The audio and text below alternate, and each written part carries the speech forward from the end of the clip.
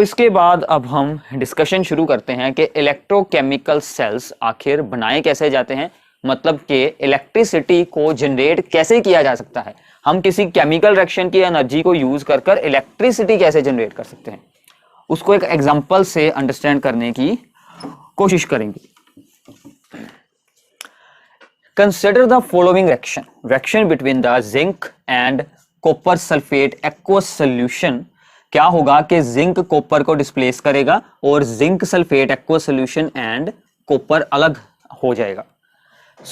देखने में काफी सिंपल सी रिएक्शन है, बट इसी रिएक्शन के जरिए हम इलेक्ट्रोकेमिकल सेल का जो बेसिक प्रिंसिपल है कि सबसे पहले हमने किसी केमिकल रिएक्शन की एनर्जी को इलेक्ट्रिसिटी में कैसे चेंज किया, उसके बारे में हमें इसी रिएक्शन से ही सब कुछ पता चलेगा। तो आपको इसको ध्यान से समझना है एंड प्लीज साथ में पूरे चैप्टर के नोट्स बनाने हैं। वीडियो को आप रोक सकते हैं, रोककर इसके नोट्स बनाते जाएं, ये आपके लिए काफी यूजफुल रहने वाले हैं। काफी इजी चैप्टर है अगर आप इसका बेसिक चीजों को अंडरस्टैंड कर लेते हैं तो। सिंपल रिएक्शन है, सिंपल एक डिस्प्लेसमेंट रिएक्शन है। तो ये एक डिस्प्लेसमेंट रिएक्शन है।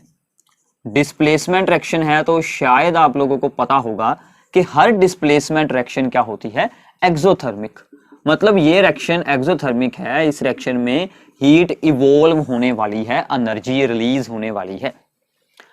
इसके अलावा अब हम क्या करने वाले हैं, हम इसकी आयनिक फॉर्म लिखते हैं। इसकी आयनिक फॉर्म कैसे लिखेंगे, जिंक है, यहां से कौन सा आयन बनेगा, कॉपर 2 पॉजिटिव, एक्वस में है, सोल्यूशन में है, मतलब जिंक 2 पॉजिटिव बनेगा, ये भी एक्वस सोल्यूशन में है और कॉपर है। अब इसको आप ध्यान से ऑब्जर्व करते हैं, ये कौन सी रिएक्शन बन रही है, जिंक से क्या बन गया, zinc 2 positive, means zinc give 2 electrons, losses it's 2 electrons and this is an oxidation. तो जिंक की क्या हो रही है, ऑक्सीडेशन। ऐसे ही दूसरी तरफ अगर हम देखते हैं, कॉपर की क्या हो रही है, रिडक्शन। कॉपर 2 इलेक्ट्रॉन गेन करेगा, कॉपर की क्या हो जाएगी, रिडक्शन। तो इसका मतलब क्या है, this is an example of the redox reaction. ये एक रिडॉक्स रिएक्शन है। मैं यहीं पर लिख देता हूं, this is an redox reaction. Simple है, ये तो आपने बहुत बार इससे पहले भी रीड किया होगा। सिंपल एक रिडॉक्स रिएक्शन है, बट यहां पर हमारे लिए 2 चीजें इंपॉर्टेंट हैं। एक तो ये रिएक्शन एक्सोथर्मिक है और दूसरा रिडॉक्स होने के कारण यहां पर इलेक्ट्रॉन्स का ट्रांसफर हो रहा है।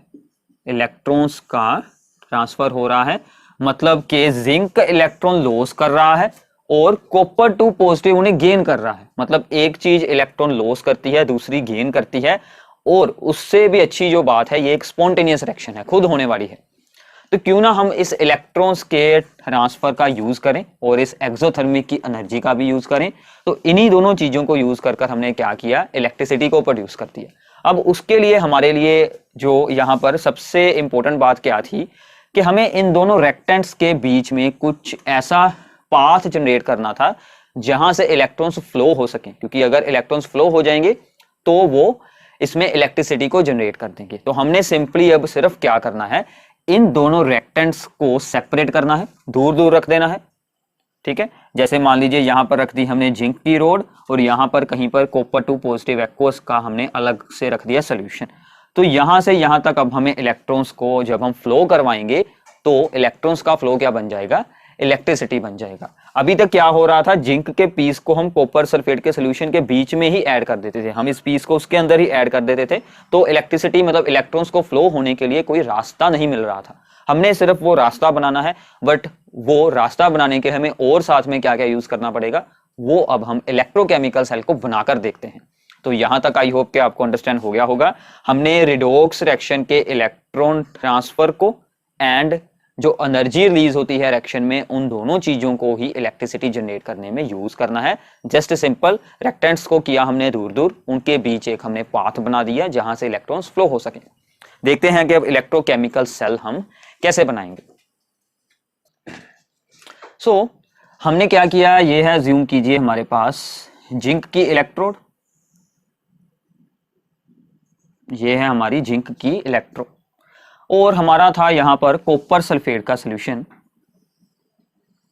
हमने यहां पर एक बीकर में रख लिया कॉपर सल्फेट का सॉल्यूशन। नाउ हमारी जो रिएक्शन थी, तो जो हमारी रिएक्शन थी उसको हम अभी यहां पर लिख लेते हैं। जिंक था, कॉपर टू पॉजिटिव एक्वस था, ये दोनों तो है, ये रहा जिंक, ये रहा copper two positive aqueous. But बाद में क्या बनता था, zinc two positive aqueous and copper. अब देखिए कि अगर जिंक टू पॉजिटिव एक्वस बनता है तो उसके लिए अब यहां पर एक्व सोल्यूशन होना चाहिए जिंक का, जिंक टू पॉजिटिव आयंस वाला, क्योंकि अब यहां से अगर यहां से कोई आयन फॉर्म होगा तो वो आखिर जाएगा कहां पर, उसके लिए हमें एक्व सोल्यूशन यूज करना होगा। तो हमने क्या किया, यहां पर इसके साथ भी जिंक के आयंस वाला एक्व सोल्यूशन ऐड कर दिया, that is the zinc sulphate. तो ये भी काम हो गया। अब दूसरी तरफ क्या है कि कॉपर फॉर्म हो रहा है, कॉपर एक सॉलिड बनेगा, कॉपर का मेटल बन रहा है, उसको डिपॉजिट करवाने के लिए हमने कॉपर की इलेक्ट्रोड भी यहां पर यूज कर लेनी है। और हमने यहां पर क्या किया, हमने इसको डिपॉजिट करवाने के लिए कॉपर की इलेक्ट्रोड लगा दी। तो ये हमारे दो हाफ सेल बन गए हैं, this is called half cell. ये एक हाफ सेल है, ये दूसरा हाफ सेल है। अब जस्ट हमें सिंपली क्या करना है, यहां से इलेक्ट्रॉन जाएंगे बाहर जिंक की तरफ से, और दूसरी तरफ गेन होंगे, तो रास्ते में हमें वोल्ट मीटर या फिर कोई गैल्वेनोमीटर जिससे डिटेक्शन हो सके कि इलेक्ट्रॉन्स फ्लो हो रहे हैं, तो वो हमने यहां पर यूज कर लेना है। सो यहां से इलेक्ट्रॉन्स गेन होंगे और यहां पर अब जाकर क्या होगा, क्या होना है, कॉपर टू पॉजिटिव। यहां से अब क्या हुआ कि जिंक ने इलेक्ट्रॉन किया लॉस, जिंक ने इलेक्ट्रॉन लॉस किया, तो क्या बन गया वो बाद में जिंक टू पॉजिटिव। मतलब यहां पर क्या आ रहा है, जिंक टू पॉजिटिव। ओके है, जिंक रोड से zinc two positive ions solution में आ रहे हैं, मतलब वो रोड इसमें डिसोल्व हो रही है, और इसलिए हम इसको ऐसे शो कर देते हैं कि रोड डिसोल्व हो रही है, धीरे धीरे वो रोड उसमें डिसोल्व हो रही है। Just simple. नाउ तो अब आगे क्या होगा, दूसरी तरफ क्या हो रहा है, इलेक्ट्रॉन्स जा रहे हैं और कॉपर टू पॉजिटिव था वहां पर, वो इलेक्ट्रॉन को गेन कर रहा है और क्या बना रहा है, कॉपर बना रहा है। तो यहां से कॉपर टू पॉजिटिव जाएंगे और यहां पर जाकर डिपॉजिट हो जाएंगे, और ये रोड के आसपास ये ऐसे डिपॉजिट हो रहे हैं, और यहां पर कॉपर कॉपर ही बन रहा है। तो ये तो हमारी सिंपल रिएक्शन यहां तक हो गई है कि रिएक्शन को हमने इलेक्ट्रोकेमिकल सेल में कैसे चेंज किया है। अब हमने यहां पर क्या करना है कि कोई भी इलेक्ट्रिसिटी का हो सर्किट, वो सर्किट हमारा अगर कंप्लीट होगा तो ही उसमें इलेक्ट्रॉन्स का फ्लो जो है वो आगे भी होता रहेगा। तो ये जो था हमारा सर्किट, ये यहां से शुरू होकर यहां तक ही खत्म हो जाता था, हमें इसको इससे भी जोड़ना पड़े। इसको इसके साथ जोड़ने के लिए हमने यहां पर यूज किया दैट इज सोल्ट ब्रिज। तो हमने यहां पर एक इन्वर्टेड यू शेप की ट्यूब है, this is called salt bridge, और इसमें हमने इलेक्ट्रोलाइट्स ऐड किए होते हैं, KCl और KNO3 जैसे इलेक्ट्रोलाइट्स हमने इसमें ऐड किए होते हैं। इसका रोल क्या होता है वो हम आगे एक्सप्लेन करते हैं अलग से। और ये आपका अब कंप्लीट सर्किट इलेक्ट्रोकेमिकल सेल का कंप्लीट डायग्राम हो जाएगा। सो अगर हम जिंक सल्फेट सॉल्यूशन की कंसंट्रेशन रखते हैं 1 मोलर और कॉपर सल्फेट सॉल्यूशन की भी कंसंट्रेशन रखते हैं 1 मोलर, तो ये इलेक्ट्रोकेमिकल सेल हमें वोल्टेज देता है 1.1 वोल्ट। 1.1 वोल्ट का ये बन जाता है, इसको हम डैनियल सेल का भी नाम देते हैं, this is also called the Daniel cell. Also अगर हम यहाँ पर अब ध्यान से देखें, यहाँ पर क्या हो रहा है, जिंक जो है वो zinc two positive plus 2 electron बना रहा है, मतलब यहाँ पर ऑक्सीडेशन हो रही है। सो ये क्या बन जाएगा, oxidation half cell. So this is the oxidation half cell. और दूसरी तरफ अगर हम देखें तो copper two positive 2 electron gain कर कॉपर बना रहा है, so this is the reduction half cell, reduction half cell. So ये दो चीजें यहां पर हो रही हैं। तो जिस इलेक्ट्रोड पर ऑक्सीडेशन हो उसको हम क्या नाम देते हैं, एनोड। तो ये क्या बन गया आपका एनोड। और दूसरी बात जो है, यहां से इलेक्ट्रॉन्स बाहर जा रहे हैं, इलेक्ट्रॉन्स का ये सोर्स है, this is the source of electron. So इस पर कौन सा चार्ज होगा, this is the negative. And यहां पर इलेक्ट्रॉन्स एंटर हो रहे हैं, so this is the positive. And this is the cathode, क्योंकि यहां पर रिडक्शन हो रही है। आपको ये बात याद रखनी है, जिस इलेक्ट्रोड पर ऑक्सीडेशन हो दैट इज एनोड, और जिस पर रिडक्शन हो that is the cathode. Now salt bridge के 2 फंक्शंस होते हैं। उसका जो सबसे पहला फंक्शन है that is to complete the circuit. Complete the circuit, वो इस सर्किट को क्या कर देता है, कंप्लीट कर देता है।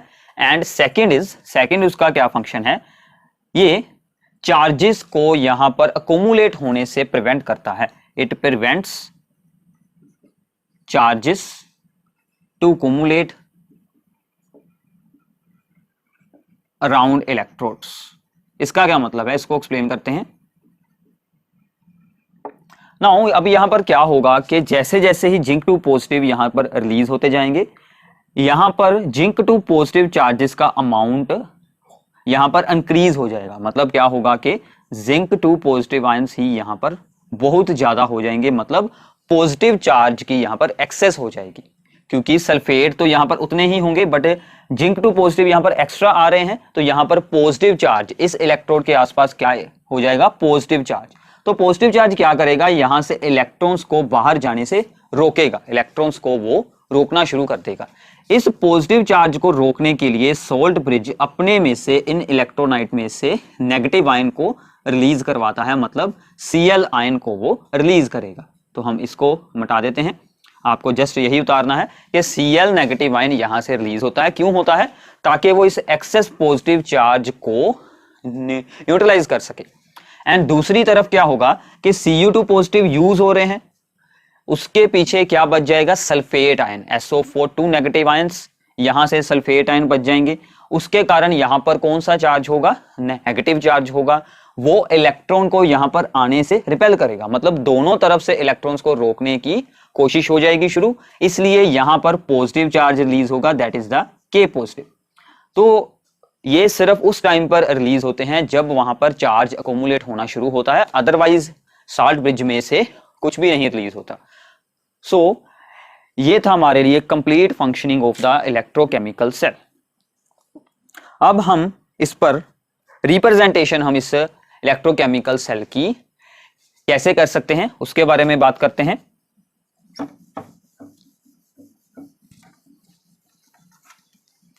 सुनाओ, ये जो इलेक्ट्रोकेमिकल सेल है इसकी जो कंप्लीट रिएक्शन थी वो क्या थी, zinc plus copper two positive, zinc two positive plus copper. हम क्या करते हैं कि पहले इस साइड पर ऑक्सीडेशन हाफ सेल को उतारते हैं। यहां पर क्या था, पहले था जिंक, जिंक से क्या बन गया, जिंक टू पॉजिटिव, बीच में एक बार लगाएंगे, और जिंक टू पॉजिटिव आयंस हैं उनकी आपको साथ में कंसंट्रेशन भी उतारनी होगी, दैट इज 1 मोलर। बीच में क्या लगा है, salt bridge, salt bridge is represented by 2 straight bars. Now अब दूसरी साइड पर चलते हैं। यहां पर सबसे पहले क्या था, कॉपर 2 पॉजिटिव, कॉपर 2 पॉजिटिव था, उसकी कंसंट्रेशन 1 मोलर, उससे आगे क्या बन गया, कॉपर। तो ऐसे आप इसको रिप्रेजेंट करते हैं। ध्यान से इसको अब हम देखते हैं, ये जो आगे वाली दोनों टर्म्स हैं दोनों साइडों पर, ये दोनों क्या हैं, ये दोनों हैं हमारे रिएक्टेंट्स, ये हैं दोनों रिएक्टेंट्स, और बाद वाले क्या है, प्रोडक्ट्स। मतलब ये होगी आपकी ऑक्सीडेशन हाफ सेल और दूसरी साइड पर होगा आपका रिडक्शन हाफ सेल।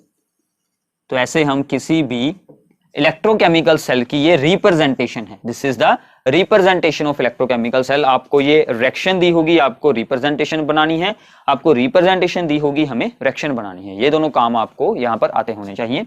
इससे ये बनेगा और इससे बाद में ये बनता है। So this is the representation of the electrochemical cell.